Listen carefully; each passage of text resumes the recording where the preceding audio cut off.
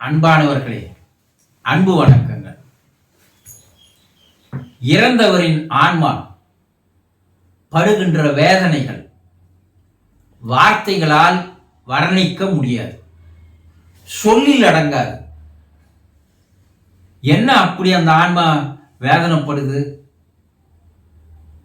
தன்னுடைய குடும்பத்தோடு ஒரு சந்தோஷமான வாழ்க்கையை வாழ்ந்து வந்த அந்த ஆன்மா திடீரென்று எதிர்பாராமல் இறந்து போகும்போது,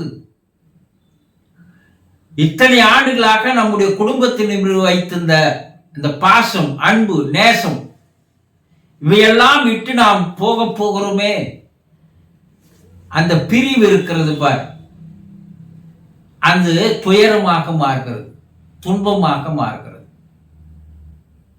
நம்மால தாங்கிக்க முடியுமா? நாம வளர்த்த ஒரு பொண்ணு நம்ம பேச்சை கேட்காத வேறொருவனை விரும்பி ஓடி போய் திருமணம் செய்துக்கிறான். நம்மால அது தாங்க முடியுதா? சொல்லுங்க.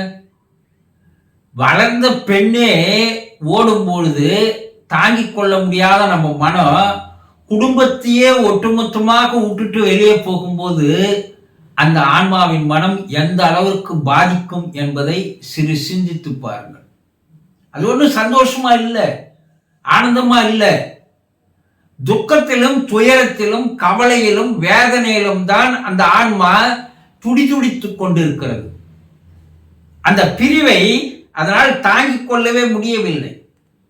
அது ஒரு பெரிய மரண வேதனையாக, ஏற்கனவே இறந்து போச்சு, இப்ப அது ஒரு நரக வேதனையாக அதற்கு இருக்கிறது.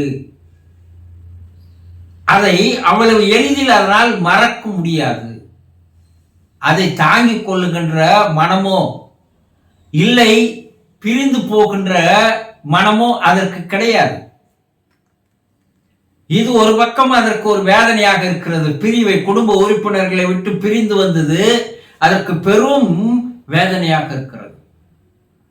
அதே நேரத்தில் அங்கே தான் அனுபவிக்கின்ற தண்டனைகளை அதை நினைத்து மேலும் மேலும் அது என்ன பண்ணுதுன்னா வேதனை அடைகிறது. ஒரு பக்கம் குடும்பத்தை விட்டு தனியா போயிட்டுமே, நம்ம தனியா ஆகிட்டாங்களே, நம்மள தனித்து விட்டுட்டாங்களே, ஒரு புது உலகத்தில் நம்ம வரமே, இங்க நமக்கு யாருமே துணை இல்லையே, ஒரே இருட்டாக இருக்கிறது இந்த இடம், எதிரில் பார்ப்பதற்கு யாரும் இல்லையே, நம்முடைய மனக்குமுறலை சொல்லி ஆறுதல் தேடுவதற்கு ஆட்கள் இல்லையே என்று அது மனவேதனையிலும் மனக்குமுறலிலும் இருக்கிறது.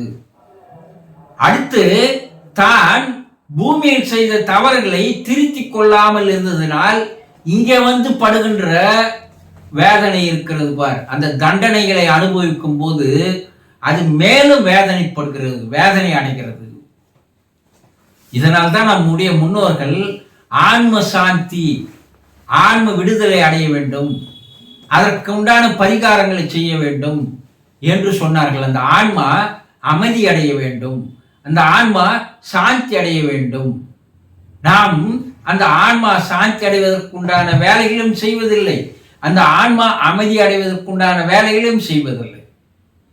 இப்ப அந்த ஆன்மாவானது அமைதி அடைந்து சாந்தி அடைந்து மறுபிறப்புக்கு போகின்ற வரை அது பல்வேறு தண்டனைகளை அனுபவித்துக் கொண்டு, குடும்பத்தினர் மீது கவனத்தை வைத்துக் கொண்டு, வேதனையிலும் வேதனையாக, அதை மாபெரும் வேதனையாக அனுபவித்து வருகிறது. இதெல்லாம் நமக்கு தெரியாது. நம்ம என்ன நினைச்சிட்டு, இறந்துட்டாரு, முடிஞ்சு போச்சு, அவர் போயிட்டாரு, இனி நமக்கு அவருக்கும் தொடர்பு இல்லை, அடுத்த 6 மாதத்துல அவர் மறந்துட்டு நம்ம பாட்டுக்கு நம்ம வாழ்க்கையில இருந்துடுறோம். இந்த உலகத்துல என்னென்ன அனுபவிக்க முடியுமோ அதை நம்ம அனுபவிச்சுன்னு இருக்கிறோம்.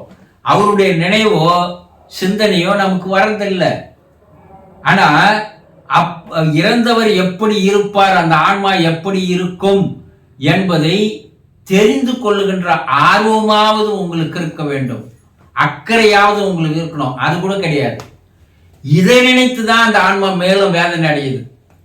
இத்தனை ஆண்டுகள் இவர்களை பாதுகாத்துமே, இத்தனை ஆண்டுகள் வளர்த்துமே, படிக்க வைத்தோமே, வேலையில் சேர்த்தோமே, சொத்து சேர்த்து தந்தோமே, நம்முடைய வாழ்க்கையை இவர்களுக்காக அர்ப்பணித்தோமே, ஆனால் நம்மளை 6 மாதத்தில் மறந்து விட்டார்களே, என்னடா இது மனித உறவு? இப்படி ஒரு உறவு நமக்கு ஏன் என்று வேதனை அடைகிறது. அந்த இரத்த சம்பந்தங்கள் பண்ணுகின்ற அந்த செயல்களை எல்லாம் பார்த்து பார்த்து மேலும் மேலும் வேதனையை அடைகிறது. குடும்பத்தை விட்டு பிரிஞ்சு போனது ஒண்ணு, குடும்பத்தார் நினைக்காம வாழ்றது ஒண்ணு, அங்க மேல அனுபவிக்கிற தண்டனைகள் ஒண்ணு, இப்படி பல வகையில் அந்த ஆன்மா வேதனைப்பட்டு கொண்டுதான் இருக்கிறது என்பதை புரிந்து கொள்ளுங்கள்.